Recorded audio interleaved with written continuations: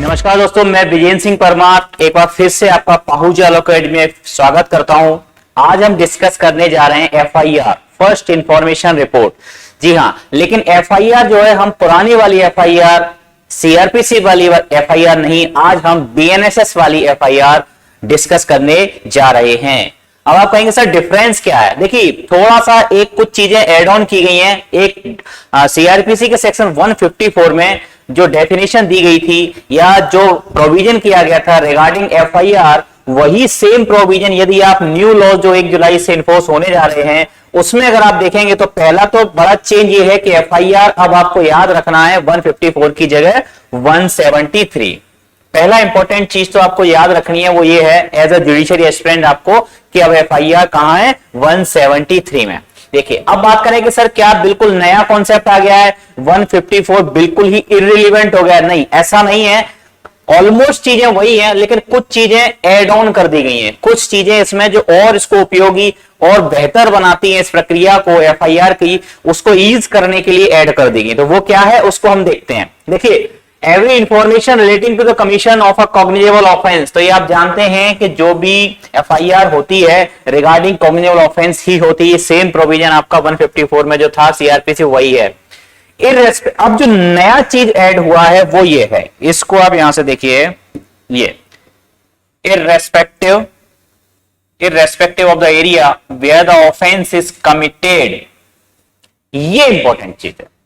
ये वर्ड आपको समझ में आ रहा होगा, इसका मतलब, इसका इंटरप्रिटेशन यदि आप कर पा रहे होंगे तो आपने इससे पहले एक वर्ड सुना होगा, जीरो एफआईआर।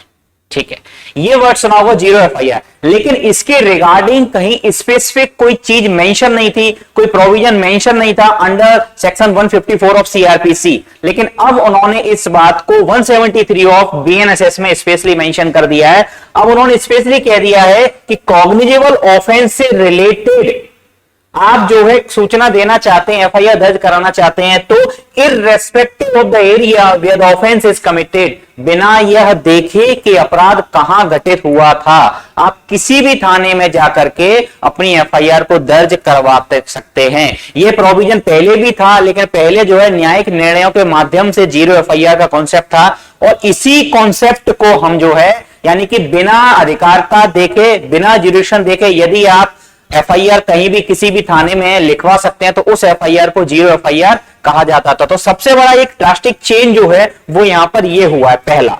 और दूसरा चेंज जो हुआ है, देखिए ओरली और रिटन फॉर्म में ये ऑप्शंस पहले भी थे, 154 में भी थे, अब यहां पर ऐड हुआ है बाय इलेक्ट्रॉनिक कम्युनिकेशन।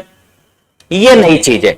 आप क्या कर सकते हो, इसको आप ओरली भी दे सकते हो, रिटर्न में भी दे सकते हो, आप इलेक्ट्रॉनिक मींस के माध्यम से भी दे सकते हो। आप जो है उसकी वेबसाइट पर जाके, किसी भी थाने की संबंधित वेबसाइट पर जाके आप ऑनलाइन एफआईआर भी रजिस्टर करवा सकते हो। ये एक नया कॉन्सेप्ट है जो कि ऐड किया गया है और जो कि 154 ऑफ सीआरपीसी में नहीं हुआ करता था।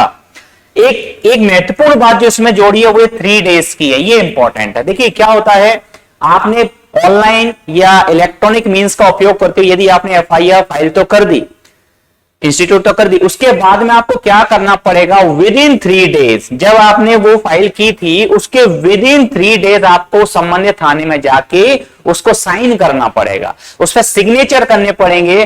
तब वो पुलिस थाने का जो भारसाधक अधिकारी है, स्टेशन आउट ऑफिसर है, तब आपकी उस इलेक्ट्रॉनिक मींस की जो एफआईआर थी उसको रजिस्टर्ड अपने जो 173 का जो रजिस्टर होगा वहां पे उसको मेंशन कर लेगा।